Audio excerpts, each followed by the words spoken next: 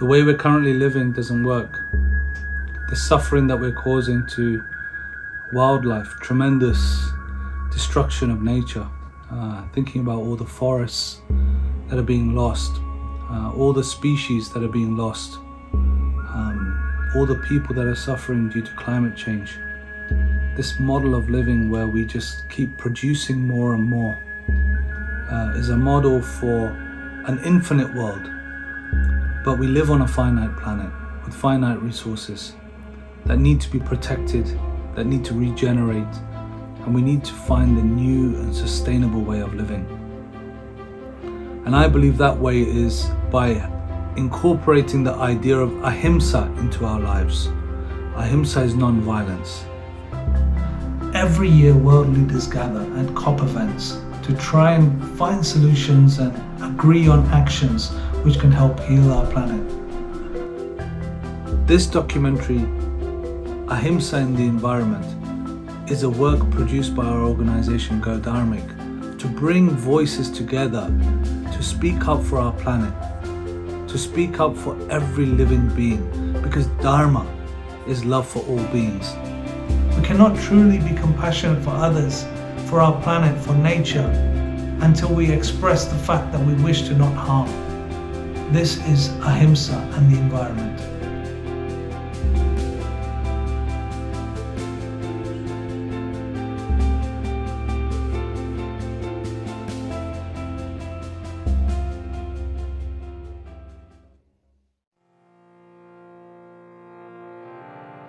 We start with a short prayer. It's a prayer to the love that lives within us. It's who we truly are.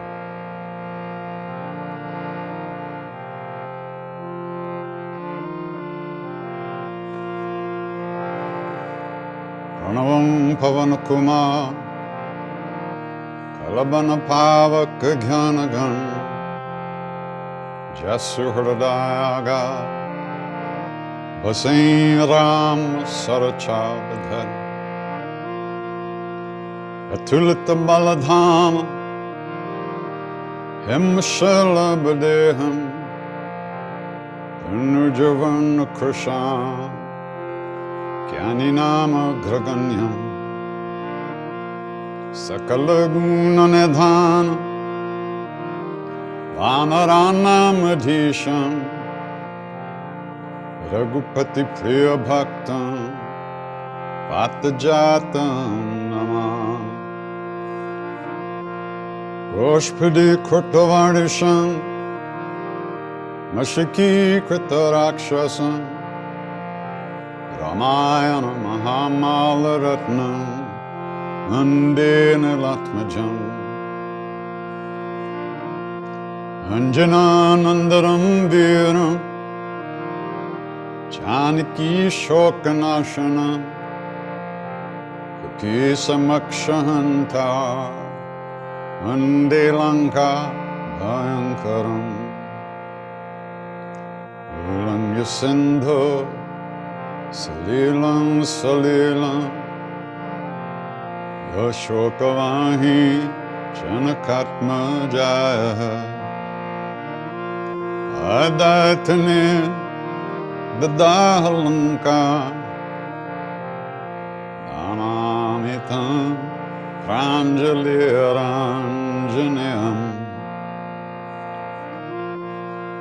Manojavam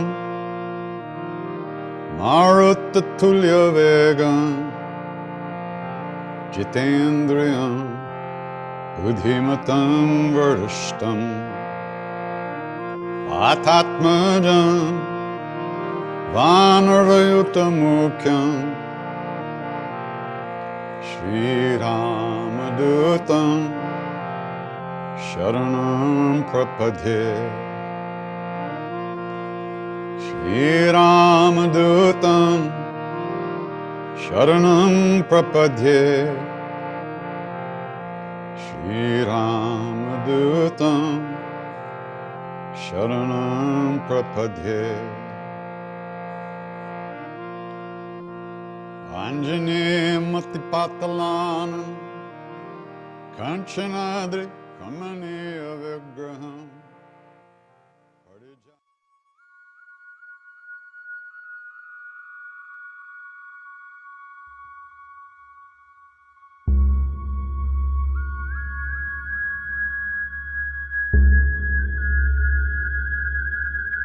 Thank you, Dharmic, for organizing this event. Today is the first day of COP26, a seminal moment in a decisive decade for our planet.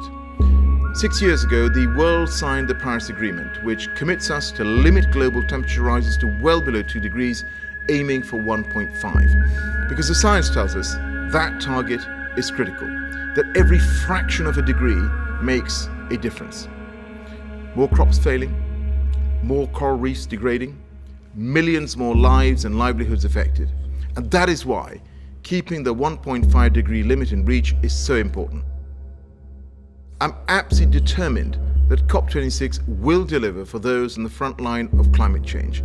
And doing so requires us all to play our part. Every country and every part of society mounting a global effort to keep alive the light of hope that was lit 6 years ago in Paris. So we need your support, because faith in a common principle can encourage action. The Hindu tradition, into which I was born, teaches that nature is divine and that we must promote the welfare of all living beings.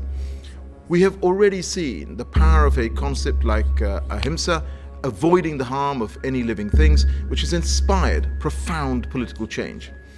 And today, such faith could guide us to live in peace with our planet.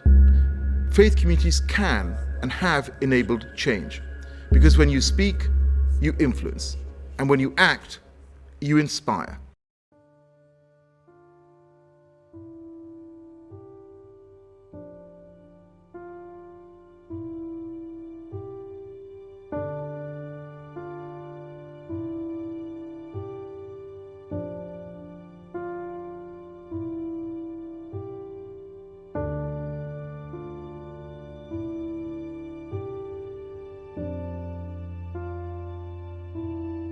We are facing grave crisis at this moment.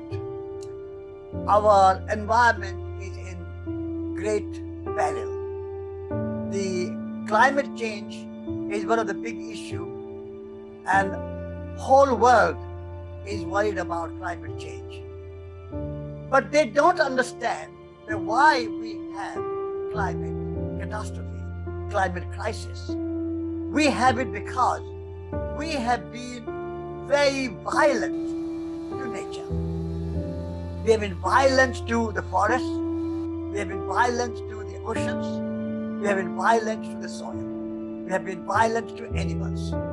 And the consequence of our violent behavior is climate change. So at the moment, many people are trying to find solution through technology. They are trying to find solution for renewable energy. They are trying to find solution through nuclear energy. They are trying to find some other solutions. But no solution will be enough unless we reduce our violence to nature and we start to practice non-violence to nature.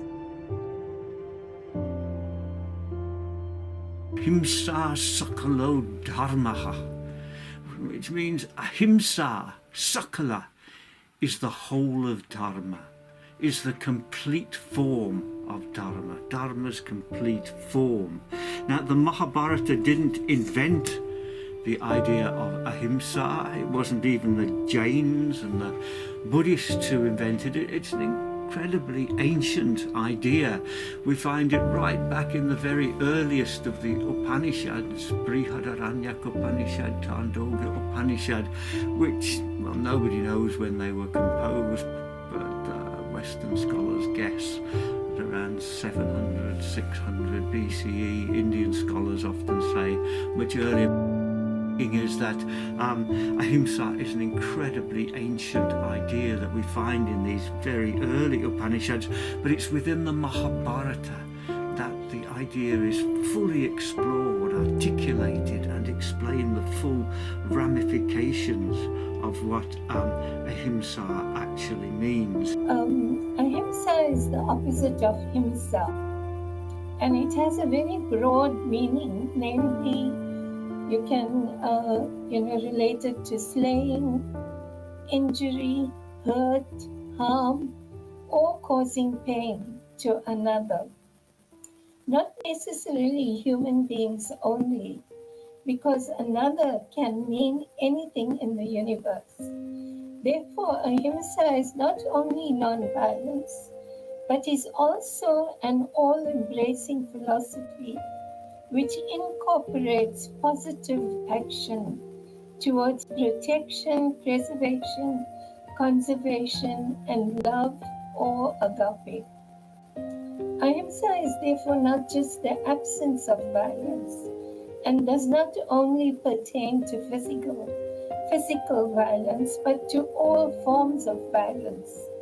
Moreover, it actually places a responsibility to take action towards building a positive energy towards a climate of oneness with the universe. And this is how Gandhiji would have defined it. Ahimsa requires us to conserve and restore our earth and our environment, and encourage respect and compassion.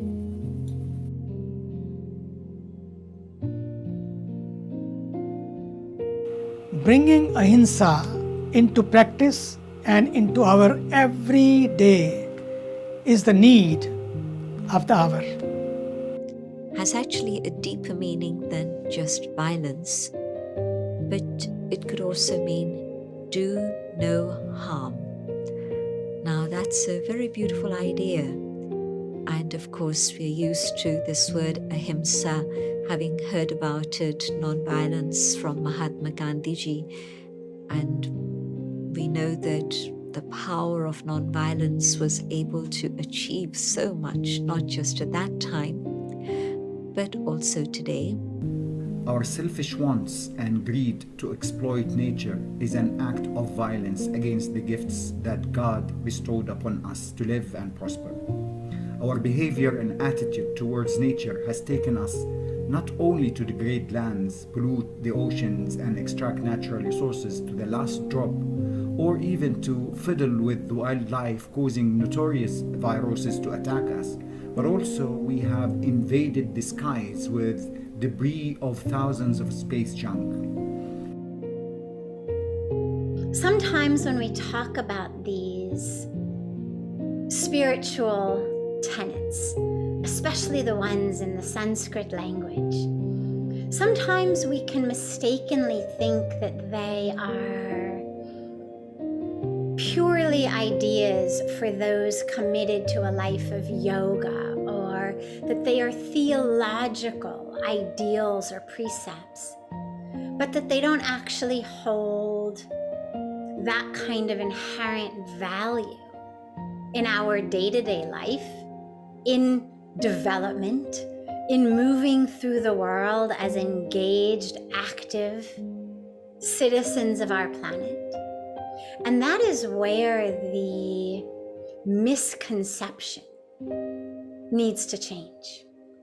This unification of concept provides an excellent opportunity to all believers to unify and correct the course of humanity that is taking us to a bleak future. First step is to understand the concept of Ahimsa. Second is to become conscious of all that it encompasses. Third is to be mindful of how much Ahimsa we actually practice or not practice every day. Fourth and last is to increase our scope of mindfulness into every moment and every minute. To begin with, the foundation is Ahimsa. The very first precept, the very first tenet of what you could call the 10 Commandments of a righteous life. Note, not a Hindu life, not an Indian life, not a Vedic life, but a righteous life. regardless of how we worship, regardless of how we conceive of the divine, by what name, by what form, in what way, with a name or no name, with a form or with no form, doesn't matter. These 10 commandments, what we call yam and niyam, or as they tend to be called these days in the West, the yamas and niyamas, are the ways to live for people who are committed to righteousness, committed to living a life in awareness of our inextricable connection, interdependence, interconnection, oneness with each other.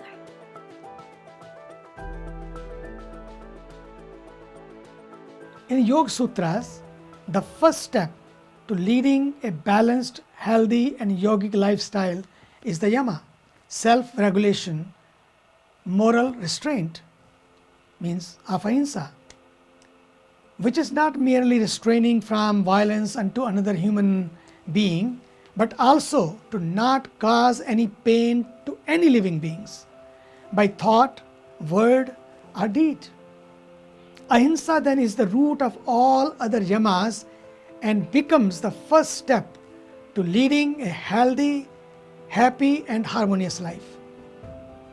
In fact, in our tradition, even before plucking a leaf, a flower, a blade of grass, small or big flower, we must first a prayer to God and seeking permission to do so.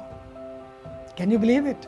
What a minute detail has been kept in mind to maintain ahimsa.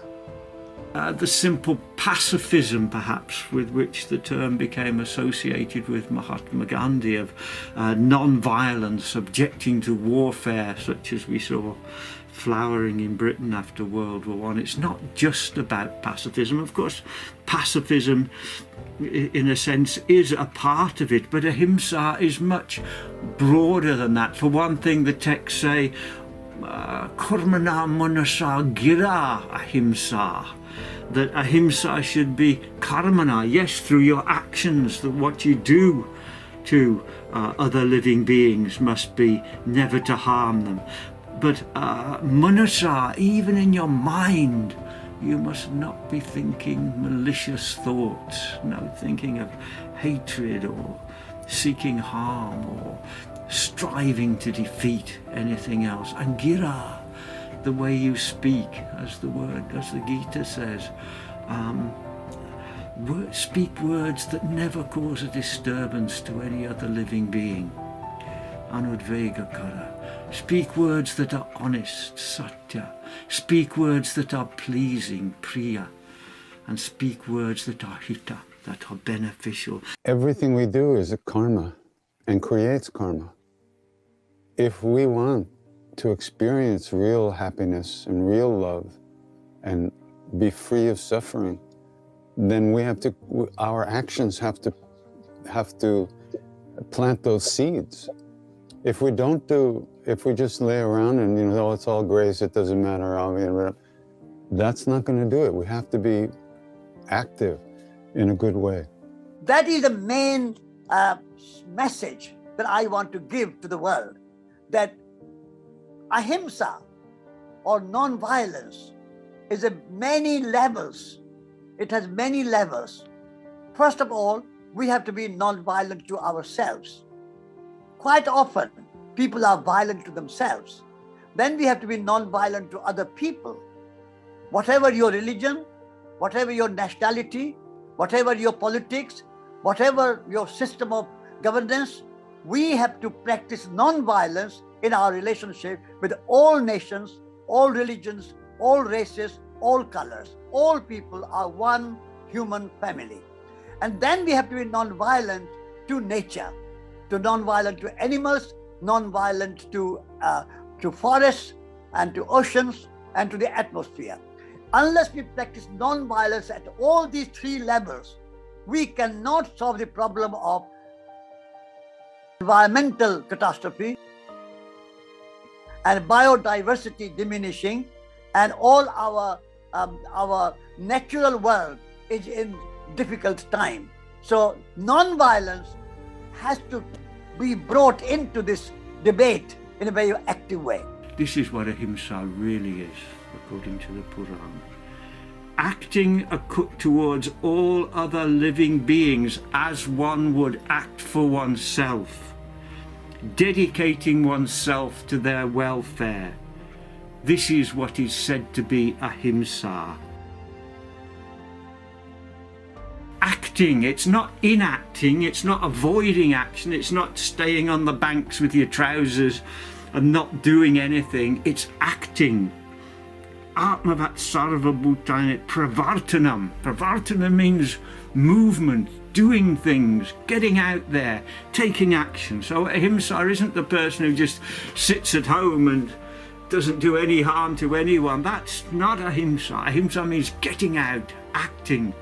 Pravartanam, hitaya, aiva, for the benefit of other living beings. And interestingly it says, not just other people, that would be sarva manusham, manushanam. It says sarva bhutanam, all living beings. A bhuta means to be alive, anything alive, cows, reptiles, ants, tigers, orangutans, monkeys, all species. Ahimsa applies equally, as it says there, sarva bhutanam. Sarva means all.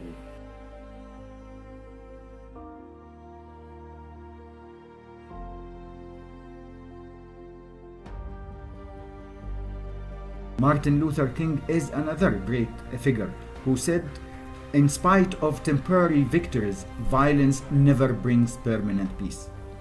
Ladies and gentlemen, given the interconnected nature of climate change, loss of biodiversity, land degradation, and air and water pollution, it is essential that these problems are tackled together. Response options that address multiple issues can mitigate multidimensional vulnerability, minimize trade-offs, and maximize synergies. We are facing the risk of the extinction of 1 million biodiversity species. Therefore, changes in global patterns of consumption are critical to transforming food, water, and energy systems. But we don't often use it in the context of our own personal lives and our relationship with the environment. And so I'm very pleased that this is a subject that we are focusing on now, because absolutely, do no harm. Non-violence applies to everything that's happening at the current moment in terms of the environment. Also, and very critically so, engaging in acts of omission, which are just as violent as acts of commission. A lot of us feel like, oh yeah, I'm practicing Ahimsa, I'm very nonviolent, I haven't beaten anybody today, hit anybody today, kicked anybody today, stabbed anybody today, blown anybody up today, like I've got an A+ in Ahimsa. But we don't realize these acts of omission are just as much acts of violence.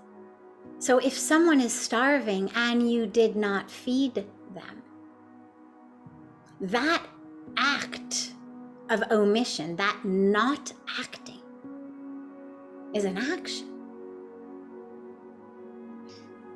We think when we talk about violence, we think only in terms of physical violence. The wars and killings and beatings and things that happen where we use physical force against people. And so when we talk about peace, we want a life where there is no war and where there is no fighting. And we think that is really peace.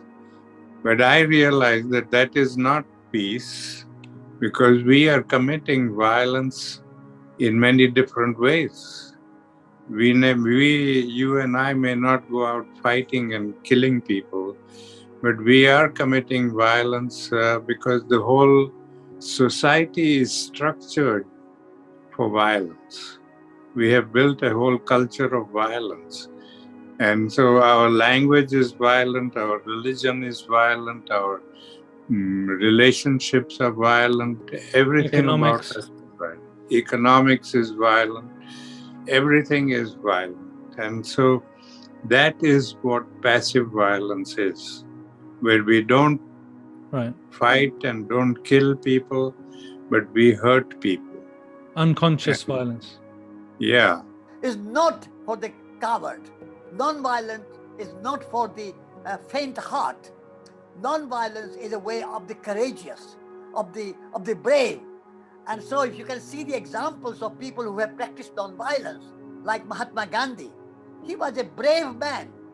Martin Luther King, you mentioned, it was my great privilege and a great pleasure and great honor to meet Martin Luther King. And he was an embodiment of non-violence. He was an embodiment of love. He acted out of love. He was against the racism, but he did not hate anybody. He did not hate white people. Mahatma Gandhi was against colonialism and imperialism and industrialism, but he did not hate white people. He said, British people can stay in England as my brothers and sisters, but not as my rulers. And so being against colonialism, imperialism, racism, sexism is good, but being hating anybody is not good. So that is the kind of non-violence on a very large scale we practice, and that non-violence becomes a soul quality. So without soul, without spirit, without that consciousness, we cannot just act in soil and in society. Soil and society are the outer world, and the soul is the inner world. Without inner, outer is not enough. And without outer, inner is not enough. The inner and the outer are interconnected. But at the moment, people only focus on the outer, only focus on the outer environment, only focus on the social environment. They don't focus on the spiritual environment. So I would like to bring a social environment, an ecological and natural environment, and the spiritual environment together. That's a greater holistic environmental movement. All the great saints say the same thing. They talk about compassion and kindness and treating others well and treating others the way you want to be treated. You know, that's really the key. If we could do that, if we could just be, treat other people the way we would like to be treated, the world would be a different place immediately. But it's just greed. It's the despair underlying everything that forces people to keep getting more stuff and using other people and manipulating things for their own benefit, because they have this despair of not being able to get enough, not to be satisfied. How did this happen that people gathered like this to be, it's that they can't find happiness. They can't find peace. Right.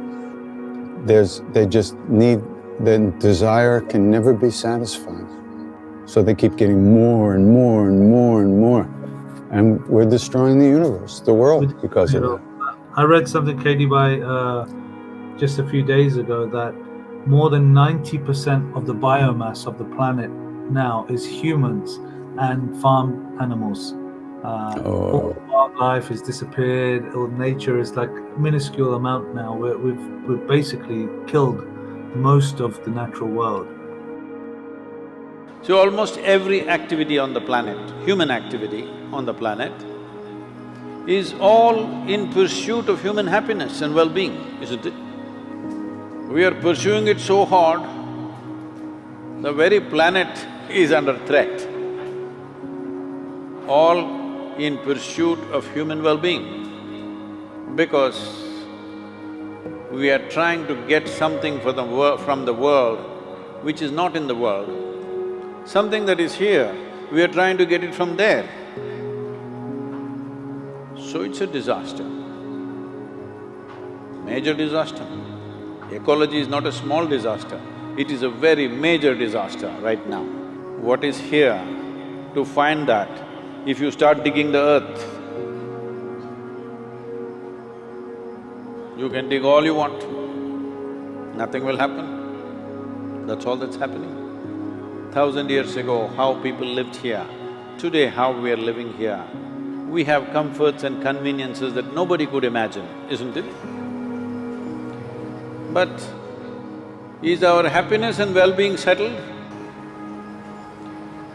Because the seat of human experience is here, but we're looking there or there.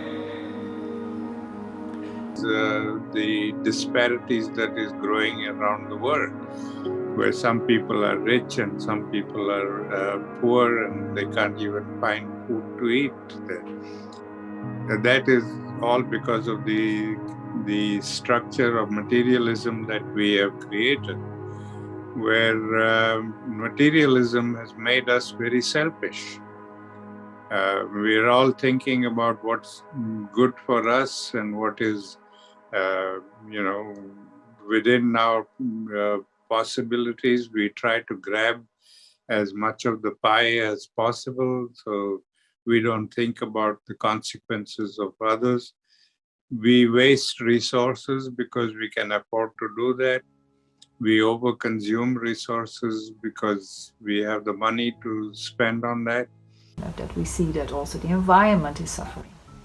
And when the environment is suffering, we want to take action. We maybe become more aware that we've neglected the environment, we've neglected the relationship that we have with the environment because we've been so busy focusing on material wealth, on growth in that way. So I believe when we then start to look at mindfulness practice in the workplace, in our personal place, in our lives, we can start to explore how this reflects in our work, in our businesses. Every minute and every moment of our lives can be a choice for Ahimsa that actually protects and preserves our environment, as well as all of our sisters and brothers with whom we share it.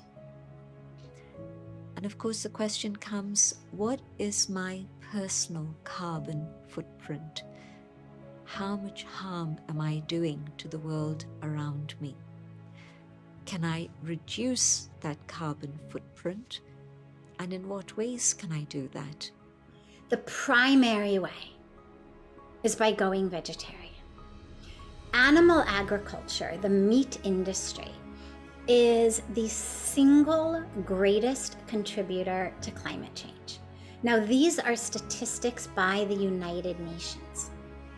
They have since been supported, again studied, again published by so many different institutions of great repute. But the United Nations itself came out with a report called Livestock's Long Shadow that detailed the role, the enormous role, the matchless role that the meat industry was playing on the destruction of our environment. For example, the amount of water. We know that we are in times of critical water scarcity. Almost 1 billion people on Earth don't have access to clean and safe water. And yet, the amount of water that goes into the production of 1 pound of beef. So you and a couple friends sit down for, quarter pounders, a few of you, have a few hamburgers. The amount of water that goes into that is the same amount of water that you use in bathing for 6 months. It's about 2,500 gallons, approximately 10,000 liters of water. That's about the amount that you use in bathing every day for 6 months. So, what is the food that I eat? Is it food that is plant-based? And if it's plant-based, it's likely to cause the least harm. And if my food is not plant-based but anything else, then it means probably there's some type of violence involved in that. And I speak not just of plant-based food, but also plant-based drink. Because I know that milk is said to be nutritious, milk is said to be healthy, all of those things. But yet, in fact, at the present time, the consumption of milk is creating a huge problem. It's definitely not Ahimsa, given the conditions of today's factory farming and so on and so on. But also cattle rearing and also meat.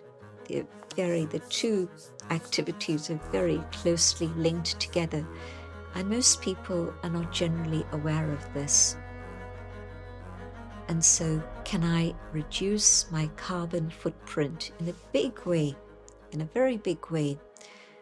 Because food and agriculture actually create about 14% of the carbon dioxide that's being released into the atmosphere and all the problems that that is causing. It's a natural and easy way to live, and very delicious and very nourishing. The elephant survives on plants, definitely nothing else. And it's a big creature with a heavy weight, but also huge amount of strength, enough to uproot trees if it wants to. So all those things that we heard about health actually now take on a very different form when I understand more deeply how I can have food and drink which is totally non-violent and does no harm to anyone at all. When we farm animals and when we eat them, we have passed that time now where we can excuse ourselves by saying this is a personal choice, and that democracy does not allow for us to interfere with personal choices or personal tastes. Murder is not a personal choice. Government regulates on that. So why should government not regulate in the larger interests of the planet on the murder of animals and on our personal choice of eating them? For the simple reason that we are all under threat by people who eat animals. Your food choices are killing all of us. If Australia is on fire with half of it, 1 billion animals being wiped out, with half of the island going under fire, it is because of the warming of the Indian Ocean. The warming of the Indian Ocean is because of excessive methane and carbon dioxide, both of which are created to a large extent by meat.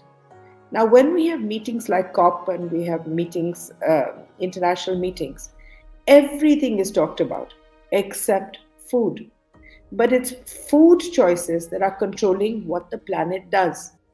The meat industry is also the single greatest deforester of the Amazon rainforest.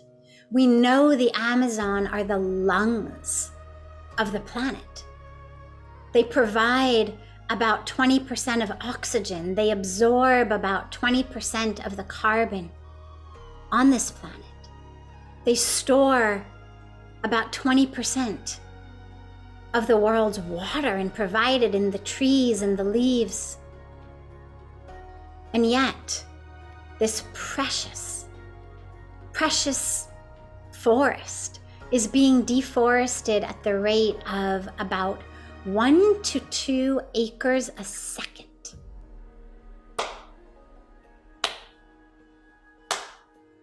Each time you clap, another 1 to 2 acres is being deforested simply to graze the cows who will become the hamburgers on our plate.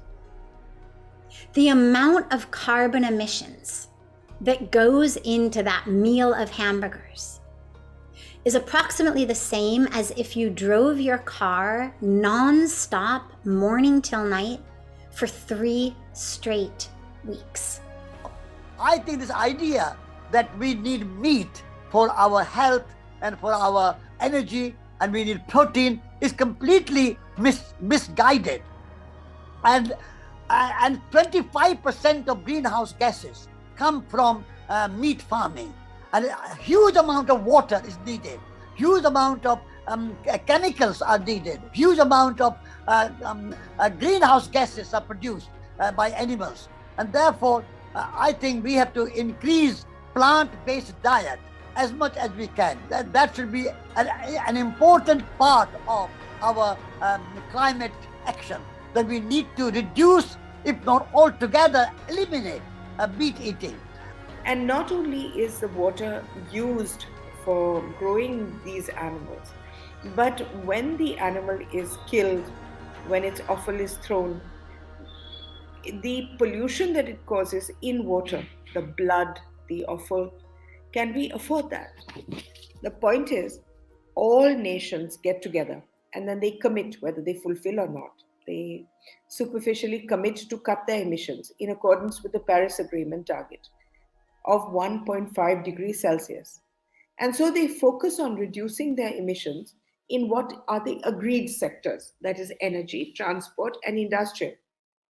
But the emissions by the livestock sector are ignored in policy considerations and climate negotiations. Why? Because nobody wants to touch your food. As put by the Forbes climate journalist Jeff McMahon during the Paris Agreement negotiations, livestock emissions were all over the menu at the Paris Climate Conference in the form of butter, cheese, and meat, but they were nowhere to be found on the agenda. So the same people talking about cutting emissions and saving the planet were actually eating their way into destroying our planet while talking about it. The amount of grain that goes into the production of 1 pound of beef is 16 times the amount that goes into the production of a pound of grain. So it takes about 16 pounds of grain, wheat, rice, corn, soy, to give you about a pound of beef. And what that means, every time you choose beef instead of vegetarian food, instead of bread or rice or pasta, is that we're saying, I deserve the food for 15 other people. Let them starve because I want to eat meat. So a simple shift in what we eat. The fish industry, we know, is decimating oceans. We talk about a global food shortage, a global water shortage, a global land shortage. But ultimately what we have is a global consciousness shortage. Let us raise our consciousness to realize this inherent unity, oneness, connection of all of life. A study by the European Prospective Investigation into Cancer and Nutrition, called EPIC, in association with Oxford, found that an average 2,000 kilocalorie high meat diet had 2.5 times as many GHG emissions than an average 2,000 kilocalorie vegan diet. A New Scientist magazine study also showed that a person can reduce their individual carbon footprint by 60% by simply becoming vegan. Therefore, for sustainably reducing dairy and meat industry emissions in the short and long run, consumer patterns have to shift in favor of vegetarian or vegan diet. And in the short run, it is imperative for strict government regulations in that sector so that the emissions from this sector do not exceed the target set by the Paris Agreement. In terms of biodiversity and agriculture, of course, the mainstay of many, many economies across the world, even now. And of course, not just the economy, but the production of food, without which we wouldn't be here today, we wouldn't survive. The biodiversity is diminishing because humanity has come to believe that human species are superior to all other species. And therefore, we have the right to use all other species for our benefit. and particularly the industrial system. And so we have been encroaching and impinging more and more and more wild places and wildlife and wild habitat. So we have to change our way of thinking. We have to think that human beings are not superior to nature. Human beings are nature. There is no difference, there is no separation between nature and humans. The Parliament of World's Religions in 1993 in Chicago, USA, said about our responsibility in respect of preservation and protection of life, and I quote, "A human person is infinitely precious and must be unconditionally protected. But likewise, the lives of animals and plants which inhabit this planet with us deserve protection, preservation, and care. Limitless exploitation of the natural foundations of life, ruthless destruction of the biosphere, and militarization of the cosmos are all outrageous. As human beings, we have a special responsibility, especially with a view to future generations, for Earth and the cosmos, for the air, water, and soil. We are all intertwined together in this cosmos, and we are all dependent on each other. Each one of us depends on the welfare of all. Therefore, the dominance of humanity over nature and the cosmos must not be encouraged. Instead, we must cultivate living in harmony with nature and the cosmos." This was said in 1993, and all the world's religions signed this declaration. If we are doing things to the planet, it is 90% in pursuit of food.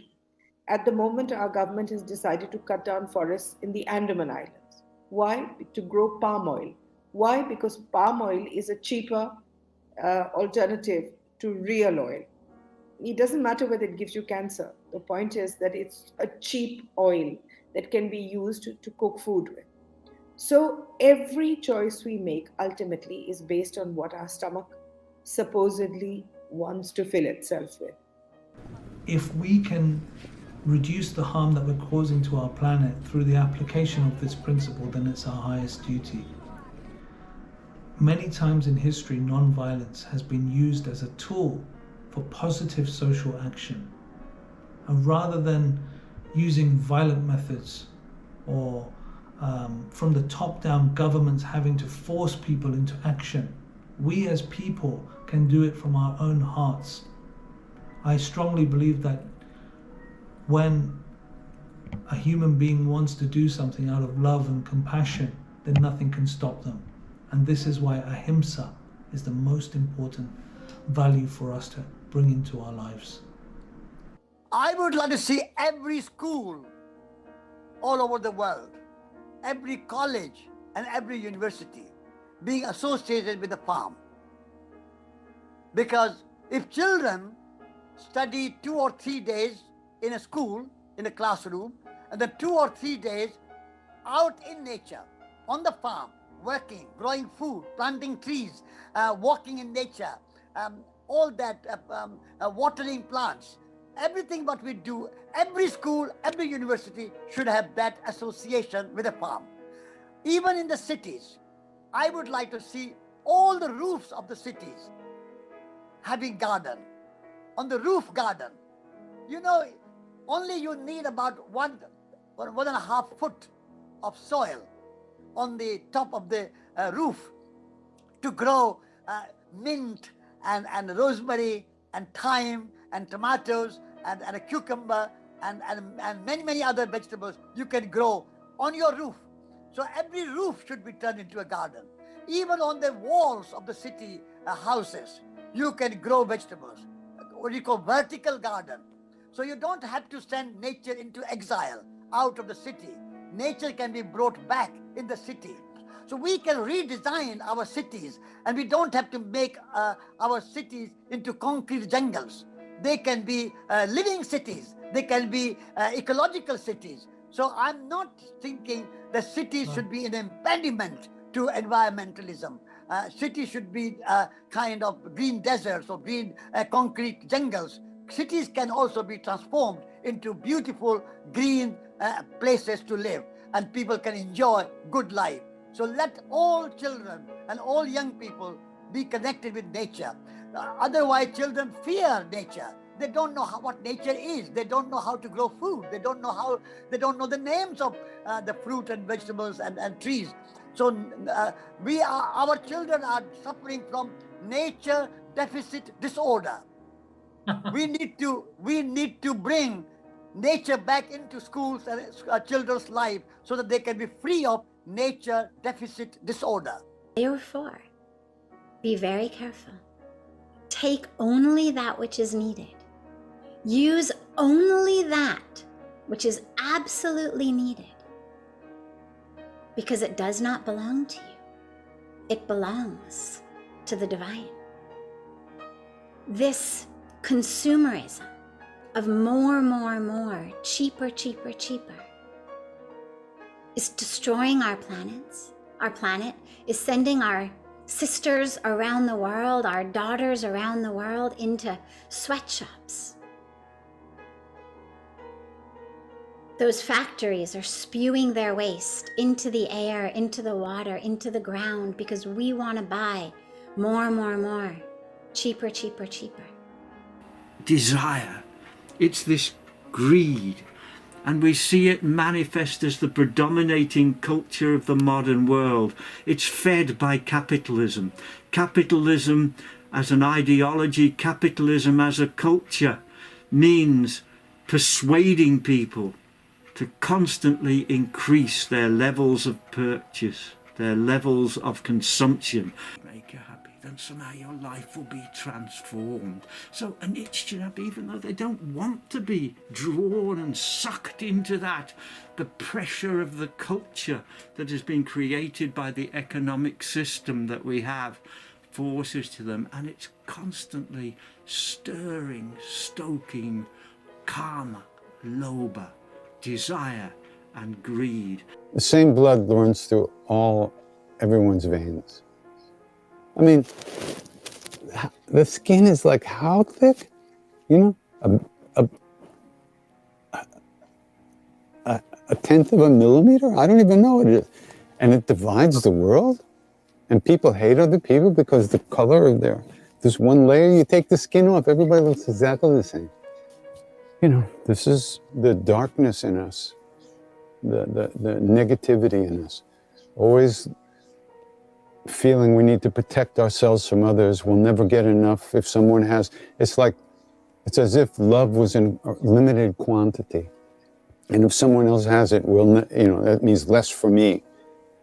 Love is not like money or food. It's unlimited. What's going on in the world right now is not outside forces. These are our minds. The minds of all human beings have created this, you know? And if we are all one, then this is our problem too. It's not somebody else's problem. It's all our problem. And that's why we're just trying to do whatever we can to help. And therefore develop already a kindness in your heart, a kindness towards yourself, a kindness towards nature, rather than seeing nature as something that only benefits us and we don't want to give anything in return. It's like this reciprocal way of living. You take something, but you take it with gratitude and you give something back. And that is one way we need to learn how to do that again. Unlearn the material lifestyle and become more aware of the grateful living lifestyle. And that, I believe, is something that starts with compassion. Change of consciousness, change of heart, changes our behavior. And so we're able to sustain ourselves with a life that's much more simple, not a consumer society, but a life of simplicity, leading to reusing, recycling, and actually even reducing whatever it is our needs may be. So let us become conscious eaters, conscious consumers, conscious citizens of Mother Earth.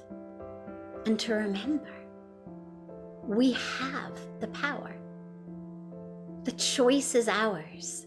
Every meal, every shopping trip, everything we buy, everything we wear, is it organic? Is it fair trade? Is it being grown with chemicals that are polluting the soil, polluting the water, polluting the air? Or is it being grown sustainably?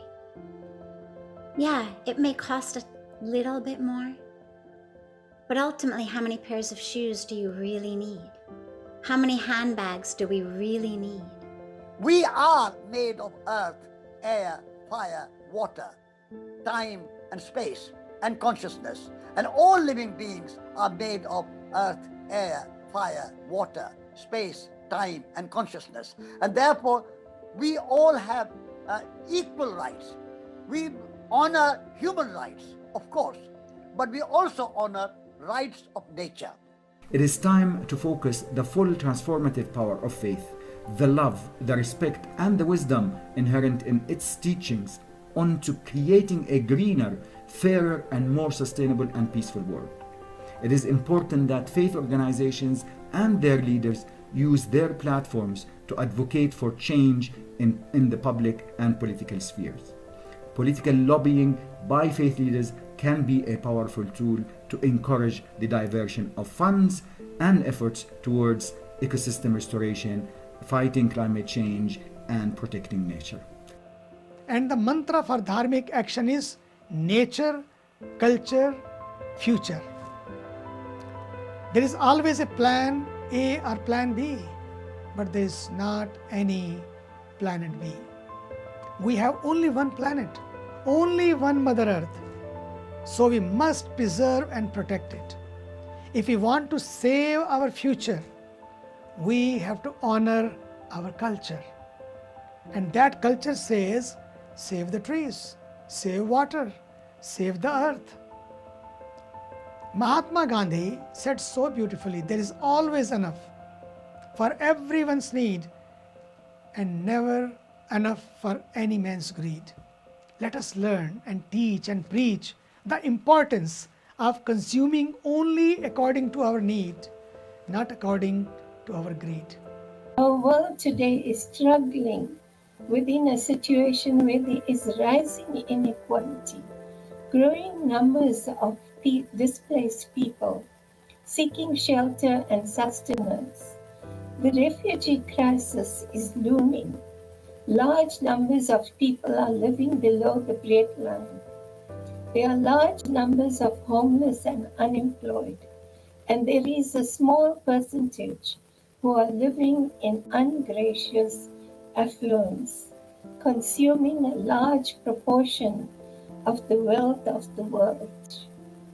We all need to once again be reminded of our universal moral duty to care and to love, both for every person, animal, plant, and the natural resources of the universe, earth, land, water, and air.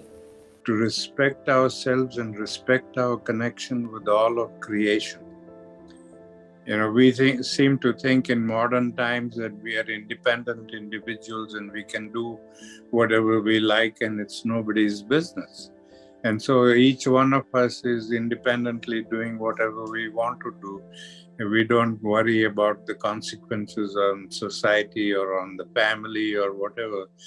We're just concerned about ourselves and our right to do whatever we want to. So we have to respect our connection with all of this and respect the fact that we, there are consequences to whatever we do there. If we respect that, then we will reach an understanding of who we are and what we are and why are we here on earth. Right. We are not here on earth to while away our time from birth to death, just, existing. What we are doing right now is existing. At the moment, young people are waking up, actually. I have a great hope from young people. People like Greta Thunberg in Sweden, and hundreds of thousands of young people around the world, in America, in Europe, in India, in China, in Australia, in Africa, in every continent, young people are waking up. So my message to young people is that, first of all, I congratulate you. And I say, well done. The future generation will remember you, that these young people have pioneered the new way of life. But I want to say to you that non-violence is fundamental principle, because at the moment we have problems of environment due to our waste and our pollution. So create an economic system or a production system which has no waste and no pollution. Waste is violence. Pollution is violence. Actually, waste and pollution are sins against nature. Waste and pollution are crime against nature. So if the older generation has created economy which is wasteful and which is polluting. And so young people have to create a new kind of economy. And so we also need a new kind of education. At the moment, the schools and colleges and universities are training young people to go in the industry in the same old way. The educational system we have today was designed for the 19th and 20th century, when economic growth was the dominant paradigm. But now we are living in the age of ecology, the age of environment. And our educational system has to become more nature-centered, eco-centered, rather than ego-centered. It's all of us together in this planet Earth, and how we live in harmony with ourselves and in harmony with nature. That is our project. And in harmony with nature and harmony with people, if we live, then we will be fine. We will be better off. At the end of The Handmaid's Tale, doesn't it? She finds written on the wall, this is a message for all youth. Don't let the bastards grind you down. Keep fighting, never give up. It's not lost yet, but understand it. Ahimsa as a consciousness is the cure. Lobha, greed, is the enemy that we've got to deal with. Let's do it. Well, you do it. In the Bhagavad Gita, there is a line where Sri Krishna says, Yada yada hi dharmasya, again and again for the sake of Dharma. And our call, our plea, our call is to say, again and again, let's try to focus on how we can reduce harm, how we can apply Ahimsa to every level of environmental action, how we can make a difference in the world through Dharmic action. If it's good enough for Sri Krishna to come down to earth and to establish Dharma, then maybe we can make a small change in our life. Maybe we can think about how we can increase Dharma in the world through the application of non-violence to our planet. The environmental cause is the most important social movement of our time. Previously, we had great heroes of the world like Mahatma Gandhi, who served to improve civil rights. We had Dr. Martin Luther King Jr., who increased rights for Black Americans to be able to vote, to be able to live freely, to raise our collective moral awareness. He said that we should all be part of the beloved family. And this is what I truly believe, that now we need to understand what is Ahimsa, what is non-violence, and apply it at every level. What do we eat? How do we speak to one another? How do we choose our career choices as young people coming into the world of work, thinking about, do we just go for a for-profit business which could be potentially harmful to the environment, or do we choose a lifestyle or a way of living in the world that reduces harm, that gives back to planet Earth, to Mother Earth that we've harmed so much? So let's pray that Ahimsa in the form of love and compassion and service increases in our world. Maharaji Ninkroli Baba said, love is the strongest medicine. It's more powerful than electricity. And the more we can open our hearts to the suffering of others and feel their suffering as our own, we'll be able to work in a way which reduces suffering and increases love. Ram Ram.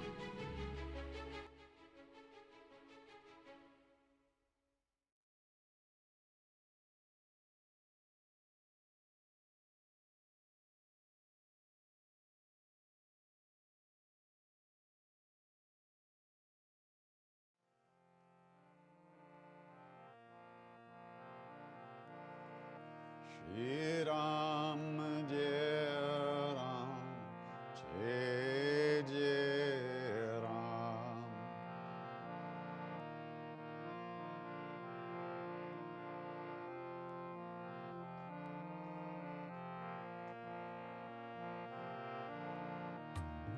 Shri Ram Jai Ram, Jai Jai Ram.